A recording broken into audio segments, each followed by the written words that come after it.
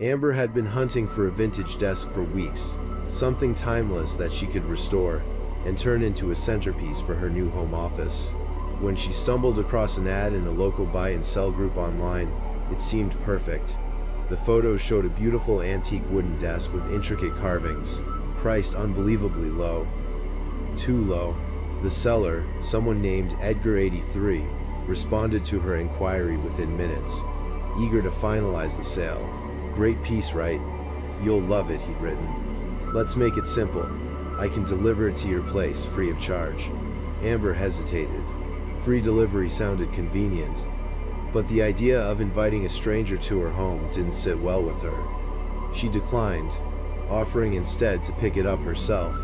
Edgar seemed reluctant but eventually agreed and provided an address.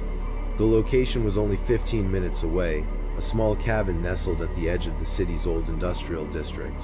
That Saturday afternoon, Amber drove to the address. Her GPS guided her down a series of winding roads before she arrived at the cabin. It was smaller than she'd imagined, sitting alone at the edge of a dense wooded area. The gravel driveway was empty, save for a rusty pickup truck parked haphazardly near the side of the house. Amber knocked on the front door, and it creaked open almost immediately. A man in his late 40s stood there, his hair unkempt and his glasses slightly askew. He grinned widely, a little too widely. "You must be Amber," he said, his voice gravelly. Come in, the desk's in the back." Amber hesitated but reminded herself she'd come all this way. Inside, the air was thick and musty. The walls were lined with peeling wallpaper, and mismatched furniture cluttered the living room. Edgar motioned for her to follow him down a dim hallway. "The desk's right back here," he said, his voice echoing strangely. As they approached the room, Amber felt her stomach tighten. The hallway was lined with old photographs and dusty frames. Each one featured children, all smiling, all staring directly at the camera. Their eyes seemed to follow her as she walked. "Right here," Edgar said, stopping in front of a room at the end of the hall. He pushed the door open, revealing a small, cluttered space. The desk was there, just as it had appeared in the photos, except for one glaring difference. A deep gouge ran along the surface, marring its otherwise pristine finish. Amber frowned. "This doesn't look like the photos." Edgar shrugged. "It's still a steal at that price. I'll knock a little more off if you want." She glanced at the desk again, feeling increasingly uneasy. "I think I'll pass. Thanks, though." She turned to leave, but Edgar reached out, his hand brushing her arm. "Wait," he said, his tone suddenly sharper. "What if I just gave it to you? No charge. A gift." Amber stepped back, her instincts screaming at her to leave. "No, thank you," she said firmly, and quickly made her way toward the front door. Edgar didn't follow her, but as she reached for the doorknob, she heard a soft click behind her. She froze, then slowly turned around. Edgar was standing in the hallway, his hands now empty. She hadn't even noticed he'd been holding something. "Drive safe," he said, his grin returning. Amber nodded and hurried outside, practically sprinting to her car. She locked the doors, started the engine, and drove away, her hands trembling on the wheel. That night, as she lay in bed, she couldn't shake the feeling of Edgar's gaze lingering on her. Around midnight, she heard a faint rustling outside her window. At first, she thought it was just the wind. But then came the sound of footsteps, soft, deliberate, moving along the side of the house. She sat up, her heart pounding, straining to hear. A shadow moved past her window. She reached for her phone, dialing 911, her fingers trembling. As she waited for the operator to answer, the doorknob to her back door rattled. Amber's breath caught in her throat. 911, what's your emergency?" the operator asked. "Someone's outside my house," Amber whispered. "I think they're trying to get in." "Stay on the line, officers are on their way." As the operator spoke, the rattling stopped. For a brief, terrifying moment, there was silence. Then came a loud, sharp bang at the window in her living room. Amber stifled a scream, clutching her phone like a lifeline. "Is there a place you can hide?" the operator asked. Amber crept into her bedroom closet, pressing herself into the corner. She could hear the sound of heavy footsteps on her porch. The creaking of the wooden boards was unmistakable. Then, the footsteps stopped. She held her breath, praying that whoever it was would leave. Finally, after what felt like an eternity, she heard sirens in the distance. The footsteps resumed, this time hurried, moving away from the house. Amber stayed in the closet until the police arrived. The officers searched the property but found no one. However, they did discover a rusted crowbar discarded near the back door and fresh scuff marks on the window frame. One officer remarked that the intruder had likely been trying to pry it open. Amber spent the rest of the night at a friend's house. She never returned to the cabin, and she deleted her account on the buy and sell group the very next day. But the image of those smiling children in the photographs and Edgar's unnerving grin haunted her for weeks. She couldn't help but wonder if she'd been one wrong move away from becoming another face in one of his dusty frames. Jason had been looking for a used car for weeks. He wanted something reliable but cheap and impossible combination, it seemed. Every car he found either had a shady history or an asking price that stretched his budget too far. When he came across a listing for a 2010 Honda Accord with only 50,000 miles for $3,200, he couldn't believe his luck. The photos showed a spotless exterior, and the description claimed it had been meticulously maintained by a retired mechanic. Jason emailed the seller immediately. Within an hour, he received a reply. "Still available," the message read. "Can show it to you today if you're interested. I'll give you the deal of a lifetime." The man's name was Martin, and he lived about 25 minutes outside the city in a rural area. Jason felt a pang of hesitation. It wasn't exactly convenient, but the price was too good to pass up. They arranged a meeting for later that afternoon. The drive out to Martin's property was quiet, almost unnervingly so. The main road turned into a narrow dirt path flanked by fields and clusters of trees. As Jason approached the address Martin had provided, his unease grew. The house was small and weathered, its paint peeling in long curling strips. The garage door was partially open, revealing a dimly lit interior cluttered with tools and car parts. But there was no sign of the Honda. Jason parked and got out, glancing around. The air felt still, heavy. He knocked on the front door, but there was no answer. He tried again, louder this time, but the result was the same. Frustrated, he pulled out his phone and called Martin. A faint ringing came from inside the house. Jason frowned. The man had to be home. Feeling uneasy, Jason walked to the garage. The door creaked as he pushed it open wider. Inside, the space was even more chaotic than it had appeared from outside. Engine parts and tools were scattered across workbenches and the floor. A single light bulb hung from the ceiling, swaying slightly, casting shadows that danced along the walls. Jason stepped further inside, calling out, "Martin, you here?" No answer. His eyes scanned the garage, lingering on an old wooden workbench. It was covered in grease-stained rags, bolts, and something else. A dark reddish smear streaked across the wood. Jason's stomach churned. He backed out of the garage, his instincts screaming at him to leave. But as he turned to head back to his car, a noise stopped him in his tracks, a faint creaking, like a door opening. He spun around, his eyes darting to the house. One of the upstairs windows had a curtain fluttering, as though someone had been watching and had just stepped away. Jason's pulse quickened.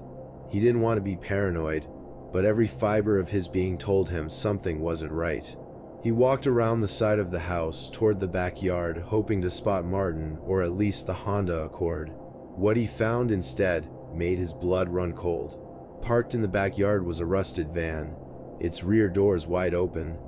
Inside were rows of shelves lined with plastic containers. From where he stood, Jason couldn't make out what was inside, but he noticed something hanging from one of the shelves. A stained piece of fabric, a shirt maybe, with dark smears that looked suspiciously like blood.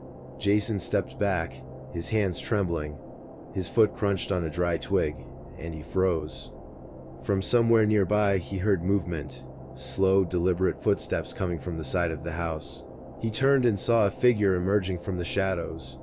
It was Martin, but the man looked nothing like the cheerful seller from their email exchange. His face was gaunt, his eyes sunken, and his clothes were smeared with oil or maybe something worse. He was holding a wrench, gripping it tightly in one hand. "You lost?" Martin asked, his voice flat, almost monotone. Jason shook his head. No. Just looking for the Honda." Martin's lips curled into a thin smile. "It's around back. Why don't you come take a closer look?" Jason's instincts screamed at him to refuse, but his feet felt rooted to the ground. He forced a nervous laugh. Actually, I think I'll pass. Thanks, though. He turned and started walking back to his car, keeping his pace steady, not wanting to look panicked. But Martin's footsteps followed him, slow at first, then quicker. Jason's heart pounded as he reached for his car door handle. Just as he yanked it open, Martin's voice rang out behind him. "Don't come back," he said, his tone low and menacing. Jason didn't wait for clarification. He slammed the door shut, started the engine, and sped down the dirt road as fast as he could without losing control of the car. He didn't dare look in the rearview mirror until he was back on the main road. That night, Jason couldn't sleep. His mind replayed the events over and over, each detail more unsettling than the last. The smear on the workbench, the van, the plastic containers, what had been in them, and why had Martin looked so predatory? Around 2 a.m., Jason's phone buzzed. Groggy and disoriented, he reached for it on his nightstand. It was an email from Martin. "You forgot something," the message read. Attached was a photo. It was dark and grainy, but Jason recognized the silhouette of his car parked in front of Martin's house. He bolted upright, his chest tightening. The photo was time-stamped just 10 minutes earlier. Jason rushed to his window and peered out into the street. At first, he saw nothing, but then, further down the block, he spotted Ita van parked under a streetlight. The same rusted van from Martin's backyard. Jason's hand trembled as he grabbed his phone to call the police. But before he could dial, the van's headlights flickered on, and it began to slowly creep forward.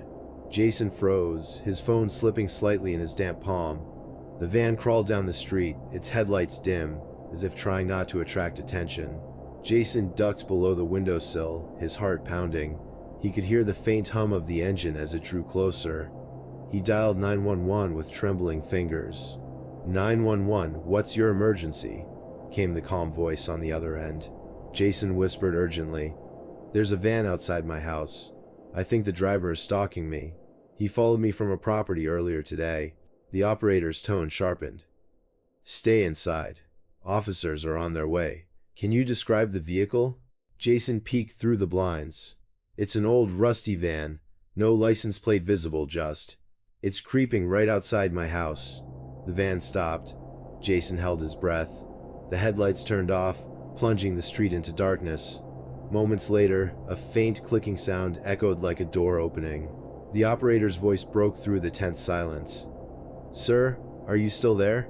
"He's getting out," Jason whispered, his throat dry. "I think he's coming to my house." The operator tried to calm him, but Jason barely heard her. He crawled away from the window, keeping low, his mind racing. The front porch creaked, followed by a soft tapping at the door. Jason stifled a gasp. The tapping grew louder, more insistent. "Police are en route," the operator assured him, but Jason wasn't sure they would arrive in time. Suddenly, a different sound grabbed his attention, the rattling of the doorknob. Jason scrambled for something to defend himself, grabbing a heavy floor lamp. He positioned himself near the stairs, his eyes fixed on the door. "Jason," a voice called from outside, low and gravelly. "You forgot something. Thought I'd bring it to you." Jason's stomach churned. It was Martin. The rattling stopped. Jason dared to hope that maybe, just maybe, the man had left. But then came another noisy, a faint scraping, this time from the back of the house. Jason's blood ran cold. He remembered the side door to the basement. It was old and flimsy, with a lock he'd always meant to replace. "He's going to the basement," Jason whispered into the phone. "Stay quiet," the operator instructed. "Officers will be there any second." Jason retreated up the stairs, his back pressed against the wall. He heard the faint creak of the basement door opening, followed by slow, deliberate footsteps. The sound was interrupted by the sudden wail of police sirens. Jason exhaled a shaky breath, his relief short-lived as the footsteps quickened. He heard a crash downstairs, followed by a muffled curse. Jason peeked out of the upstairs window. 2 police cars had pulled up, their lights flashing. Officers were fanning out, one shouting commands into the darkness. Jason stayed upstairs until he heard a knock at the front door. "Police," a voice called. He ran down and opened the door, his legs weak with relief. The officers questioned him briefly before searching the house. They found the basement door ajar and scuff marks on the back door, but no sign of Martin. Despite the police presence, Jason couldn't shake the unease that had settled over him. He stayed with a friend for a few days, afraid to return home. The van hadn't been found, and the police didn't have enough to make an arrest. Jason felt trapped, waiting for the inevitable. One evening, his phone buzzed again. Another email from Martin. "You can't run forever, Jason." Attached was another photo. This time, it was the side of a gas station Jason had visited earlier that day. His car was clearly visible in the frame. Jason's chest tightened. Martin had been following him the entire time. Desperate, Jason decided to confront the situation head-on. He dug through the emails Martin had sent, trying to find any clue about who this man really was. There was something about the way Martin wrote, the odd phrasing, that felt eerily familiar. Jason searched the email address online, hoping to find a lead. What he found was worse than he'd imagined. The email address was linked to a series of classifieds over the past decade ads for cars, furniture, and other items. Each ad had one thing in common: the buyers had gone missing. Jason's heart pounded as he scrolled through forums and articles, piecing together a pattern. Martin wasn't just a scam artist, he was a predator. Jason forwarded the information to the police, but their response was lukewarm. They promised to look into it, but warned him not to engage with Martin directly. Jason felt the weight of their words, but knew he couldn't sit back and wait. Jason decided to set a trap. He placed a fake ad online, using a burner phone and a fake address. The listing? A rare vintage car for a rock-bottom price. The kind of deal Martin wouldn't be able to resist. Sure enough, Martin responded within hours, using a different email address but the same writing style. Jason arranged to meet at an abandoned parking lot in the city, a place he knew would be crawling with undercover police officers he'd tipped off. The night of the meeting, Jason sat in his car, nerves on edge. His hands gripped the wheel tightly as he waited. Finally, the van pulled up, its headlights cutting through the darkness. Martin stepped out, his figure silhouetted against the dim streetlights. Jason texted the officer in charge. "He's here." The officers moved in swiftly, surrounding the van and pinning Martin to the ground. Jason watched from a safe distance as they searched the vehicle. What they found chilled him to the bone: duct tape, zip ties, and a hunting knife tucked into a compartment under the driver's seat. Martin was arrested, his reign of terror finally over. But for Jason, the ordeal left scars.